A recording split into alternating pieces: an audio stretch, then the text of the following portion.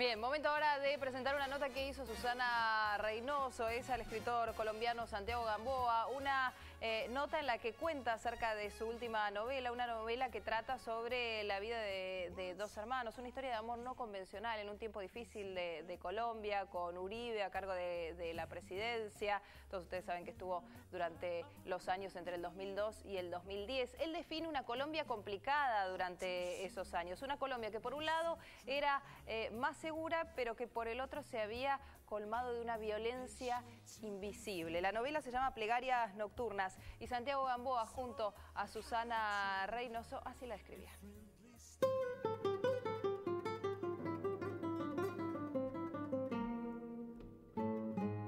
¿Cuál es la historia que Santiago Gamboa quiso contar? Porque el libro nos habla de dos hermanos, de una historia de amor fraternal en un escenario político muy reciente, que es el gobierno de Uribe.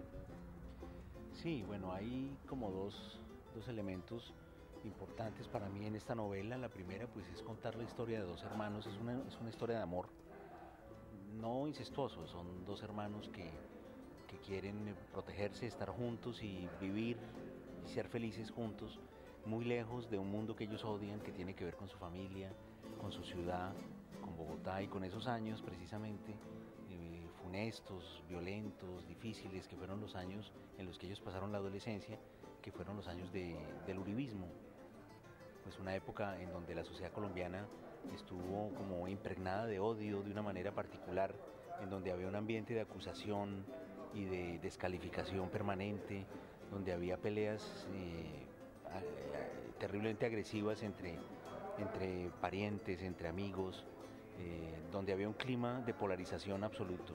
Ese fue el marco en el que la historia de mis dos personajes se desenvuelve, pero la historia está contada años después, desde Asia, y por lo tanto es una especie de contrapunto, ¿no? Son colombianos que han salido de Colombia buscándose unos a otros. Yo siempre hablo de Colombia así las historias no transcurran en Colombia, porque ser colombiano no es algo que ocurre solamente dentro de los límites oficiales del país Colombia, sino que es una experiencia que está hoy en todos los países del mundo donde hay migración.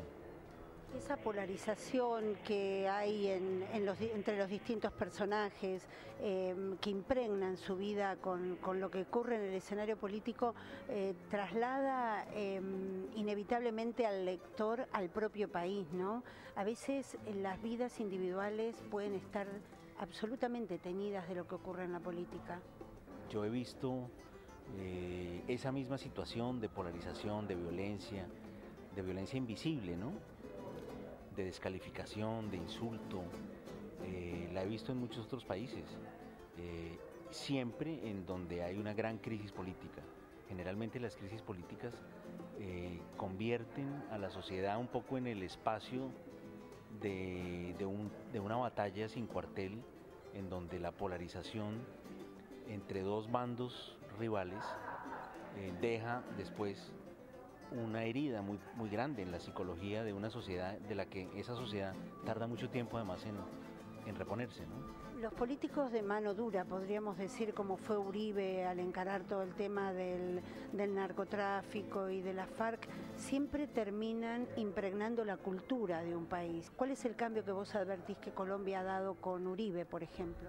Uribe no era una persona que tuviera en su forma ni de gobernar, ni de ser, ni de hablar, la más mínima presencia de elementos culturales, entendiendo por cultura, pues, obviamente, la excelencia, ¿no? Y la producción artística. Uribe, de alguna manera, fue la expresión de un cansancio en la sociedad colombiana y de un descreimiento muy grande, sobre todo hacia el proceso más importante de los últimos años en Colombia, que es la relación entre el Estado y la guerrilla. La guerrilla colombiana desde hace muchos años, como se sabe en todas partes, es una guerrilla que perdió completamente como el norte político y se dedicó pues al narcotráfico, al secuestro, a martirizar una y otra vez a la población colombiana, a la que aparentemente, según ellos, representan, y por lo tanto ya no tienen ningún tipo de credibilidad para nadie. Entonces ese cansancio, ese descreimiento de la sociedad colombiana en que hubiera una salida negociada, en que hubiera una posibilidad, finalmente terminó en que la sociedad colombiana se convirtió en un país mayoritariamente de derecha. ¿Cómo podés tener esta autocrítica, Santiago, habiendo sido diplomático dentro del gobierno de Uribe? Lo que pasa es que Colombia sigue siendo una democracia, incluso con Uribe, y por lo tanto yo no era un diplomático de Uribe, sino un diplomático de Colombia. Durante los cargos que tuve, pues tuve contrastes bastante fuertes con personas que sí eran uribistas y que precisamente consideraban que si yo era funcionario del Estado debía ser uribista, casi como si fuera obligatorio, cuando yo les recordaba que había cerca de 400.000 empleados públicos en Colombia y que no todos tienen que ser necesariamente del partido político que está en el gobierno, ¿no? Finalmente, si tuvieras que definir lo que la escritura ha sido en tu vida, uno de los escritores más reconocidos de Colombia como sos, ¿es una razón para sobrevivir? ¿Es una razón para entender la vida, las circunstancias que te han tocado vivir en Colombia y fuera de Colombia? Pues mira, para mí la escritura es algo que yo ya no puedo elegir, es decir, yo ya solo puedo hacerlo. Yo creo que, y lo digo en la novela, cuando uno es escritor, lo que más le conviene es escribir, porque si no lo hace es mucho peor.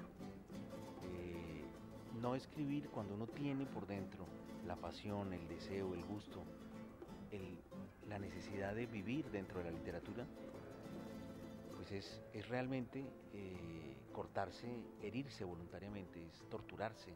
La literatura para mí fue un salto como dentro de una jaula de la que ya la puerta se cerró y la llave se perdió. O sea, yo ya me quedé dentro de esta jaula extraña, llena de todo tipo de fauna y flora curiosa, pero para mí ya no hay salida.